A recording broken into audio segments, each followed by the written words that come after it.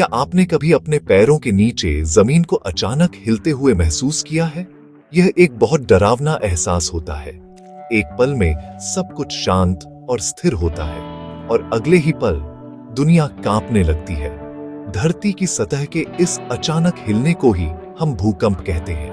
यह एक प्राकृतिक घटना है जो लाखों सालों से हो रही है, इंसानों के इस ग्रह पर आने से बहुत पहले से।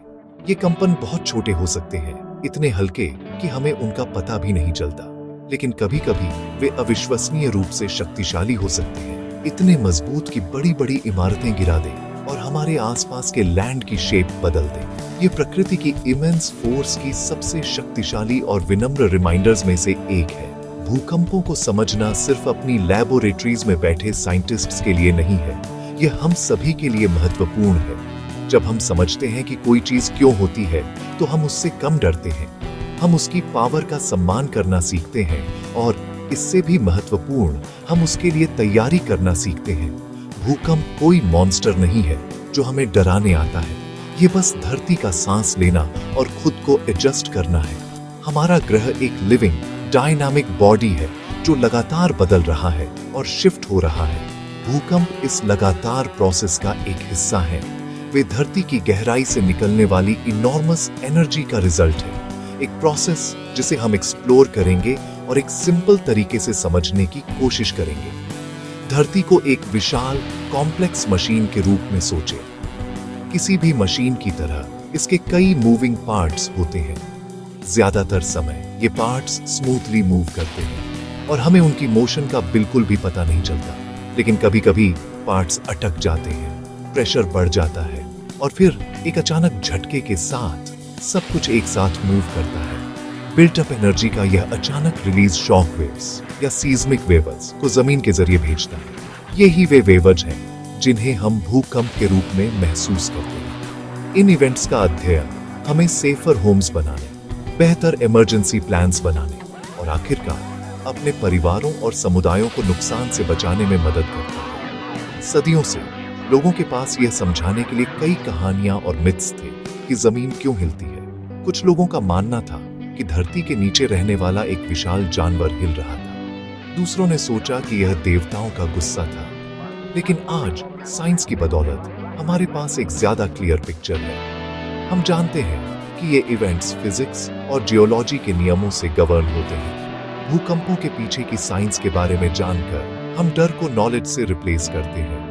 ये नॉलेज हमें प्रैक्टिकल स्टेप्स उठाने, अलर्ट रहने और यह सुनिश्चित करने के लिए एम्पावर करती है कि जब धरती हिलती है तो हम ज्ञान और तालमी के साथ इसका सामना करने के लिए तैयार हों।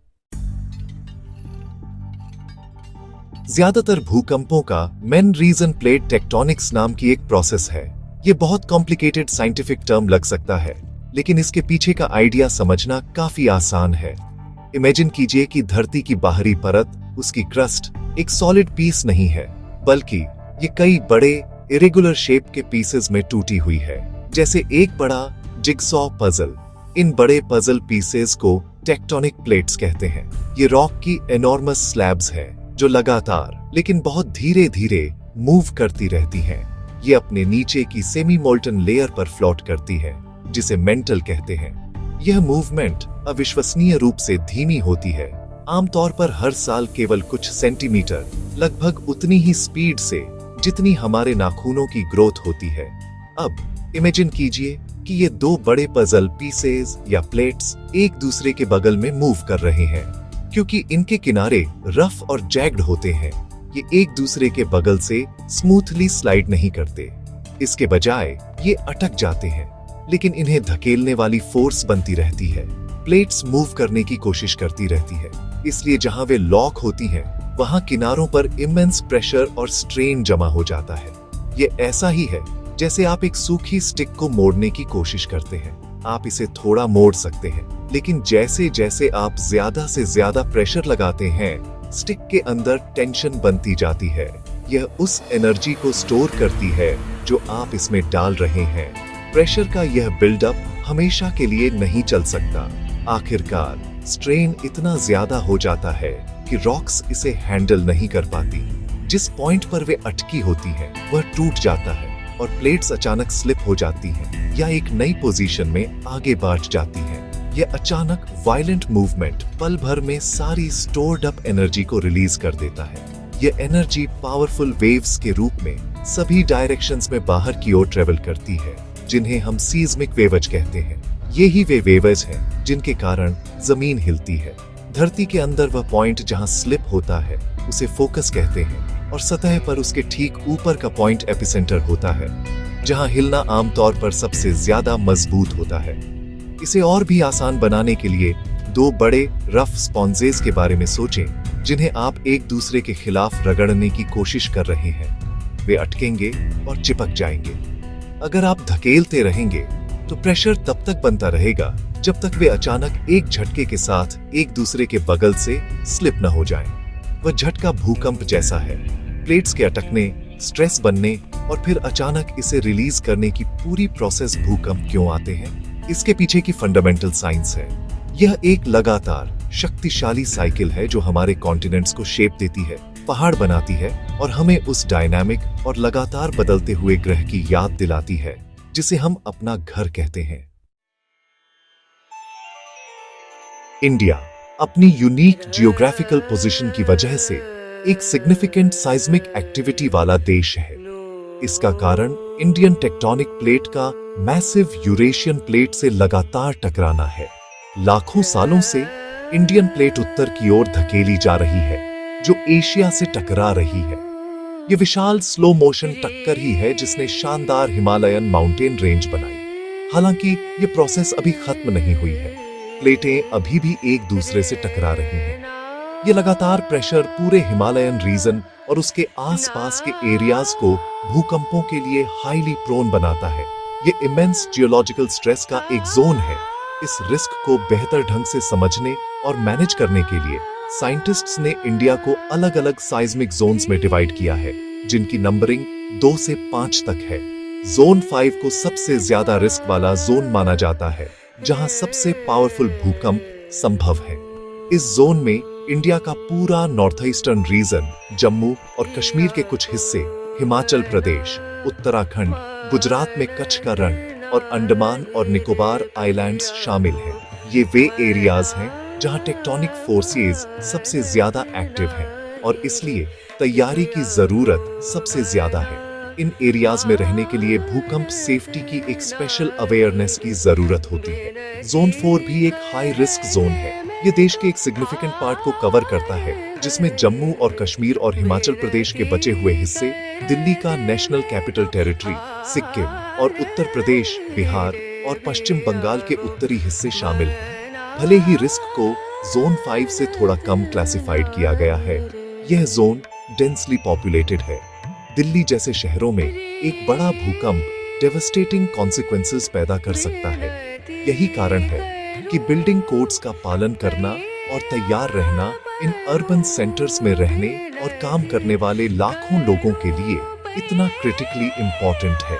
सेंट्रल इंडिया और डेक्कन प्लेटों का एक बड़ा हिस्सा जोन 3 और जोन 2 के अंतर्गत आता है, जिन्हें क्रमशः मॉडरेट और लो रिस्क जोन के रूप में क्लासिफाइड किया गया है। जबकि इन रीजन्स में बड़े भूकंप कम होते हैं, इसका मतलब यह नहीं है कि वे पूरी तरह से इम्यून हैं। हिस्ट्री ने दिखाया है कि भूकंप कभी-कभी उन एरियाज में भी आ सकते हैं जिन्हें पहले सेफ माना जाता था। इसलिए अवेयरनेस और तैयारी का एक बेसिक लेवल इंडिया के हर सिंगल सिटीजन के लिए एक वाइज हैबिट है, चाहे वे किसी भी सीस्मिक जोन में रहते हों। यह समझना कि रिस्क कहां सबसे ज्यादा है, हमारी सरकारों और समुदायों को एक ज्यादा रिजिलिएंट राष्ट्र बनाने के अपने प्रयासों पर ध्यान केंद्रित करने में मदद करता है। जब भूकंप आता है तो घबराहट हमारा सबसे बड़ा दुश्मन होती है। एक शांत और तैयार दिमाग सुरक्षा और चोट के बीच का सारा अंतर पैदा कर सकता है। याद रखने का सबसे इंपॉर्टेंट रूल है drop, cover and hold on. अगर आप घर के अंदर हैं तो हिलने से पहले जमीन पर गिर जाएं। किसी मजबूत फर्नीचर के नीचे, जैसे एक भारी डेस्क या टेबल, कवर लें। अगर आसपास कोई टेबल नहीं है तो एक अंदरूनी दीवार के पास जाएं और अपने सिर और गर्दन को अपनी बाहों से बचाएं। जब तक हिलना बंद न हो जाए तब तक अपनी शेल्टर को पकड़े रहें। खिड़कियों, कांच, शीशों और लंबी असुरक्षित फर्नीचर से दूर रहें जो गिर सकते हैं। अगर आप बाहर हैं जब हिलना शुरू होता है तो सलाह अलग है, लेकिन उतनी ही इम्पोर्टेंट है। बाहर सबसे बड़ा खतरा गिरने वाली चीजों से आता है। इमारतों, पेड़ों, स्ट्रीट लाइट्स और यूटिलिटी वायर्स से दूर एक खुले एरिया में जाएं। एक बार जब आप खुले में हो तो जमीन पर गिर जाएं और जब तक हिलना बंद न हो जाए वहीं रहें। भूकंप के दौरान किसी इमारत में भागने की कोशिश न करें। एक खुले स्पेस में रहना बहुत ज्यादा सेफ है, जहां कुछ भी आप पर गिर नहीं सकता। अगर आप एक चलती गाड़ी में हैं, तो जितनी जल्दी सेफ्टी परमिट करती है उतनी जल्दी रुकें और गाड़ी में ही रहें। इमारतों, पेड़ों, ओवरपास या यूटिलिटी वायर्स के पास या नीचे रुकने से बचें। हिलना बंद होने के बाद भी खतरा खत्म नहीं हो सकता। आफ्टर शॉक्स के लिए तैयार रहें, जो छोटे कंपन होते हैं जो मेन अर्थक्वेक के बाद आ सकते हैं। ये शुरुआती इवेंट के कुछ मिनटों, घंटों या यहाँ तक कि दिनों बाद भी हो सकते हैं और कमजोर स्ट्रक्चर्स को और नुकसान पहुंचा सकते हैं। आपको खुद की और दूसरों की इंजरियों की जांच करनी चाहिए और अगर आप ट्रेंड हैं तो फर्स्ट एड प्रोवाइड करें। गैस लीक्स, इलेक्ट्रिकल डैमेज और वाटर लाइन ब्रेक्स की जांच करना भी वाइज है। अगर आपको गैस की गंध आती है या एक टूटी हुई लाइन दिखती है तो बाहर से मेन वाल्व बंद कर दें, अगर संभव हो, और तुरंत एरिया छोड़ दें। सबसे इफेक्टिव सेफ्टी मेजरमेंट तैयारी है। ये किसी भी भूकंप के आने से बहुत पहले शुरू होती है। परिवारों के पास एक इमरजेंसी प्लान और एक डिजास्टर किट होनी चाहिए। इस किट में पानी, नॉन पेरिशेबल फूड, एक फ्लैशलाइट, एक बैटरी से चलने वाला रेडियो, एक्स्ट्रा बैटरीज, एक फर्स्ट एड किट और कोई भी एसेंशियल मेडिकेशंस शामिल होनी चाहिए। हमें यह भी सुनिश्चित करना चाहिए कि हमारे घरों में भारी फर्नीचर और अप्लायंसेस दीवारों से सुरक्षित रूप से बंधे हों। इन सिंपल प्रोएक्टिव स्टेप्स को उठाकर हम सिर्फ एक डिजास्टर के लिए तैयारी नहीं कर रहे हैं, हम सेफ्टी और रेसिलियंस की एक कल्चर बना रहे हैं। यह नॉलेज और तैयारी हमें खुद को और अपने प्रियजनों को बचाने की पावर देती है, जब धरती हमें अपनी पावर की याद दिलाती है।